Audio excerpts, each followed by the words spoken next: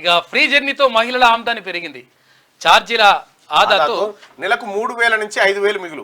ఆ మొత్తమంతా సేవింగ్స్ చేస్తున్న మహిళలు. గతంలో ట్రావెలింగ్కే 30% పైగా ఖర్చు. వర్కింగ్ ఉమెన్ సంఖ్యలోనూ వృద్ధి. రాష్ట్ర ప్రభుత్వం చేసిన స్టడీలో వెల్లడి. రాష్ట్రంలో ఫ్రీ బస్ జర్నీతో మహిళల ఆమదాని పెరిగింది. గతంతో చూస్తే వర్కింగ్ ఉమెన్ ఆదాయం యావరేజ్గా నెలకు 3,000 నుంచి 5,000 వరకు పెరిగింది. అదే టైంలో హైదరాబాద్ చుట్టుపక్కల ప్రాంతాల నుంచి సిటీలో పనిచేసేందుకు వచ్చే మహిళల సంఖ్య కూడా పెరిగినట్టు ప్రభుత్వ స్టడీలో తెలిపింది. మహిళా సాధికారతకు ఫ్రీ బస్ జర్నీ చాలా ఎఫెక్టివ్గా పనిచేస్తున్నట్టుగా తెలుస్తుంది.